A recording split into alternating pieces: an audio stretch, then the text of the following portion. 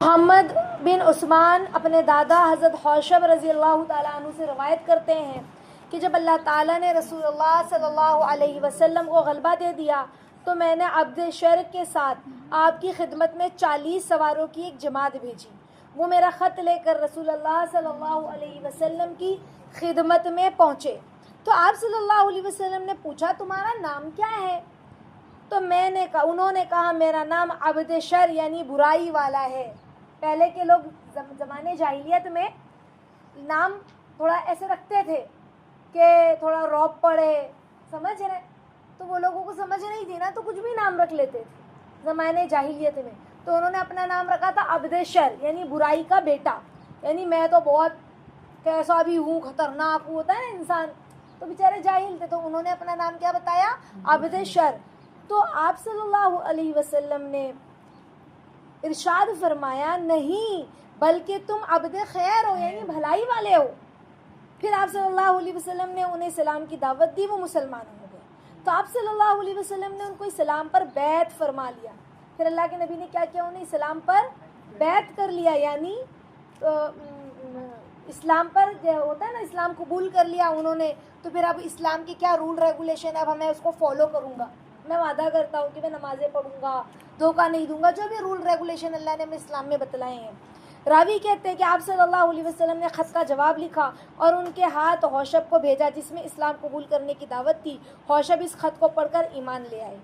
اب دیکھیں، حضرت ابو سعید خدری رضی اللہ تعالیٰ عنہ فرماتے ہیں کہ میں نے رسول اللہ صلی اللہ علیہ وسلم کو یہ ارشاد فرماتے ہوئے سنا کہ جو شخص تم میں سے کسی برائی کو دیکھے تو اس کو چاہیے کہ اپنے ہاتھ سے بدل دے، اگر ہاتھ سے بدلنے کی طاقت نہ ہو تو زبان سے اس کو بدل دے، اور اگر اس کی بھی طاقت نہ ہو تو دل سے اسے برا جانے، یعنی اس برائی کا دل میں غم ہو، اور یہ ایمان کا سب سے کمزور درجہ ہے۔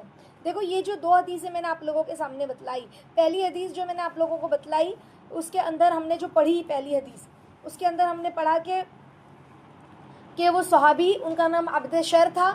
پھر اللہ کے نبی نے کہا تم عبد شر نہیں عبد خیر ہو، یعنی خیر کے بندے ہو، سمجھ رہے ہیں، بھلائی کے وہ ہو، تو بھلائی والے ہو، عبد خیر یعنی بھلائی والے ہو، تو اچھائی والے ہو۔ اللہ کے نبی نے یہ نام رکھا۔ تو دیکھو، ایک چیز ہمیشہ سمجھ لیں کہ جہالت میں اور علم میں بڑا فرق ہے۔ اللہ قرآن میں نہیں فرماتے علم والے اور جاہل برابر نہیں ہو سکتے۔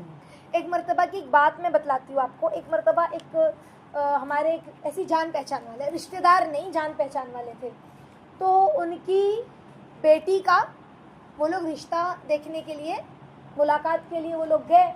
اب جب ملاقات کے لیے گئے تو ان کے جو چچا تھے بیچارے علم نہیں رکھتے، پڑھے لکھے نہیں تھے، دنیاوی کوئی علم نہیں تھا، دنیاوی کوئی اور دین کا بھی علم نہیں تھا، سیدھے سادے لوگ، سمجھ رہے ہیں۔ لیکن چونکہ علم نہ ہونے کی وجہ سے اپنے گلے میں رومال باندھا اور کہا کہ جاؤں گا لڑکے والوں کے یہاں، تو معلوم تو پڑنا چاہیے کہ چچا کوئی معمولی ہستی نہیں ہے، سمجھ رہے ہیں، ہوتا ہے نا دادا گیری سے، تھوڑا ٹپوری پن سے، ہاں، حالانکہ اچھے لوگ ہیں وہ لوگ، لیکن علم نہ ہونے کی وجہ سے انسان کی سوچ کیسی ہو جاتی ہے، سمجھ رہے ہیں۔ لیکن جہاں علم آتا ہے اور جب وہ دین کا علم ہو تو پھر نور علی نور ہو جاتا ہے۔ دین کا علم ہو تو انسان کی دیکھو، دنیا کا جب علم آتا ہے تو بھی ایک انسان تھوڑا صحیح غلط میں تمیز کرتا ہے، لیکن جب دین کا علم آ جاتا ہے نا تو انسان کا دل نرم ہو جاتا ہے، سمجھ رہے، رہن سہن کا طریقہ آ جاتا ہے، نبھانا، معاف کرنا، ہر چیز کو پراپر رکھنا، سمجھ رہے، ہر چیز کو پراپر استعمال کرنا، جیسے ہمارے نبی استعمال کرتے تھے، برابر اس جگہ پہ اس چیز کو رکھنا۔ تو دین ہمیں خوبصورتی مزید سکھاتا ہے۔ دنیا کا علم حاصل کرنے سے انسان جو ہے جاہل اور دنیا کے پڑھے لکھے میں فرق، یعنی ان کے پہناوے میں، اٹھنے بیٹھنے میں فرق ہو جاتا ہے، لیکن جب دین کا علم حاصل کرتا ہے تو حسن آ جاتا ہے مزید، سمجھ رہے۔ تو یہ بات مجھے اچانک یاد آئی اس بات پر کہ انہوں نے اپنا نام عبد شر کیوں رکھا ہوگا۔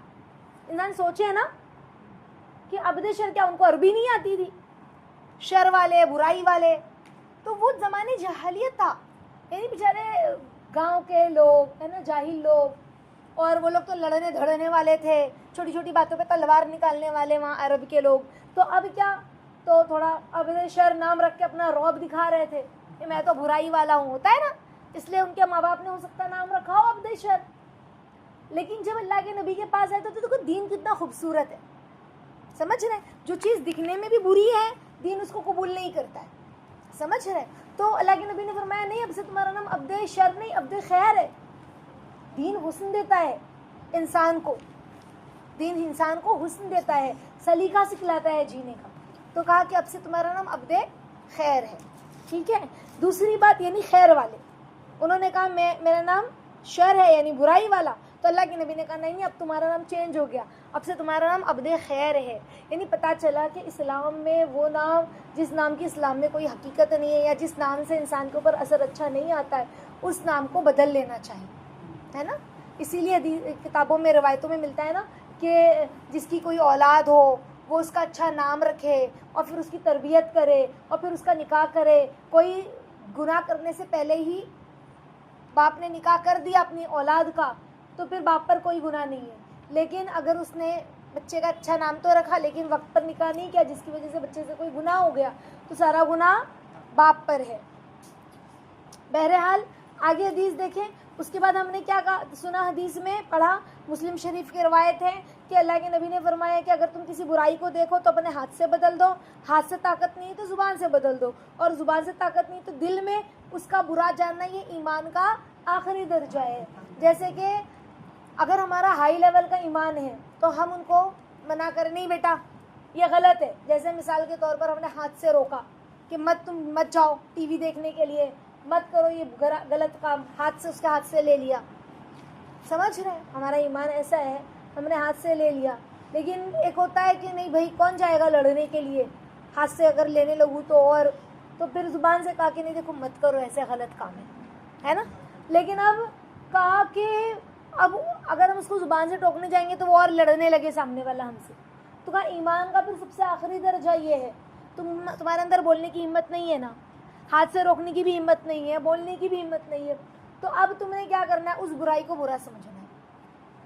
تو برائی کو اس شخص کو برا نہیں سمجھنا ہے, وہ جو کام کر رہا ہے یہ برا ہے, تمہارے دل میں اس کا یقین ہو کہ یہ برا کام ہے اور اس برائی کو برا سمجھتے ہوئے وہ اللہ سے اس کے لیے مدد مانگے, دعا بھی کرے کہ اللہ فلاں کو اور مجھے سب کو ہدایت عطا فرمائے. سمجھ رہے ہیں؟ تو یہ ایمان کا سب سے کمزور درجہ ہے. پھر ایک روایت میں آتا ہے نعمان بن بشیر رضی اللہ تعالیٰ عنہ فرماتے ہیں کہ رسول اللہ صلی اللہ علیہ وسلم نے ارشاد فرمایا کہ اس شخص کی مثال جو اللہ تعالیٰ کا فرما بردار ہے اور اس شخص کی جو نافرمان ہے. ایک جو ہے وہ فرما بردار, ایک نافرمان. سمجھ رہے ہیں؟ تو کہاں ان لوگوں کی طرح ہے جو ایک پانی کے جہاز پر سوار ہے. ٹھیک ہے, ایک جہاز پانی کا, اس میں دونوں سوار ہیں, نافرمان بھی اور فرما بردار بھی. اب قرآن سے جہاز کی منزلیں مقرر ہو گئی, چٹھی قرآن اندازی یعنی چٹھی نہیں ڈالتے کہ کون اوپر رہے گا کون نیچے رہے گا, تو پھر وہ منزلیں بھی مقرر ہو گئی. ایک منزل پہ اچھے لوگ, ایک منزل پر برے لوگ, ہے نا.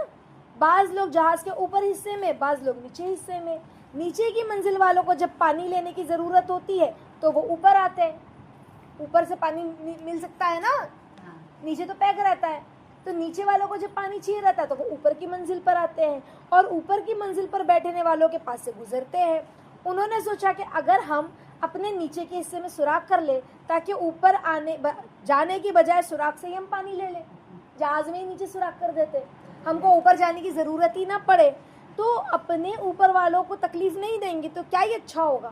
انہوں نے اگر یہ سوچا, اور اگر وہ نیچے والوں کو ان کے حال پر اوپر والے چھوڑ دیں کہ ٹھیک ہے تم نہیں آتے ہو نا ہمارے پاس پانی لینے, مت آؤ, جاؤ تم کو سوراخ کرنا ہے سوراخ کرو. اگر اوپر والے یہ بول کر چھوڑ دے تو کیا ہوگا, ان کو ان کے اس ارادے سے اگر وہ نہ روکے اوپر والے جو جہاز پر ہے پانی کے, اور وہ سوراخ نیچے والے کر لیں پانی کے نیچے والے حصے والے, تو سب کے سب مر جائیں گے, ڈوب جائے گا نا پانی کا جہاز. جب پانی کے اندر آنا لگے گا جہاز میں پانی, اور اگر وہ ان کے ہاتھوں کو پکڑ لے اور انہیں سوراخ کرنے نہ دے تو وہ خود بھی دوسرے اور تمام مسافر خود بھی بچیں گے اور سارے مسافر کو بچا لیں گے, ہے نا. تو اس سے کیا سمجھ میں آیا, اس حدیث سے ہمیں یہ سمجھ میں آیا کہ دنیا کی مثال ایک جہاز کی طرح ہے. سمجھ رہے, دنیا کی جو مثال ہے یہ ایک جہاز کی طرح ہے جس میں لوگ سوار ہیں, ایک دوسرے کی غلطی سے متاثر ہوئے بغیر ہم نہیں رہ سکتے. ہمیں دکھ رہی ہے غلطی کا اثر ہم پر بھی آئے گا. اگر ہم نے کسی کو نہیں روکا تو کل کو غلطی ہم بھی کرنے لگیں گے, دھیرے دھیرے وہ غلطی ہم میں بھی آ جائے گی.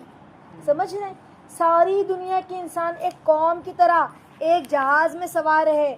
اس جہاز میں فرما بردار بھی ہے, نافرمان بھی ہے. اگر نافرمانی عام ہوئی تو اس سے صرف وہی طبقہ متاثر نہیں ہوگا جو اس نافرمانی میں مبتلا ہے, بلکہ پوری قوم, پوری دنیا متاثر ہوگی. اسی لیے انسانی معاشرے کو تباہی سے بچانے کے لیے کیا ضروری ہے کہ اللہ کی نافرمانی کو روکا جائے. اگر ایسا نہ ہوگا تو سارا معاشرہ اللہ کے عذاب میں گرفتار ہو جائے گا.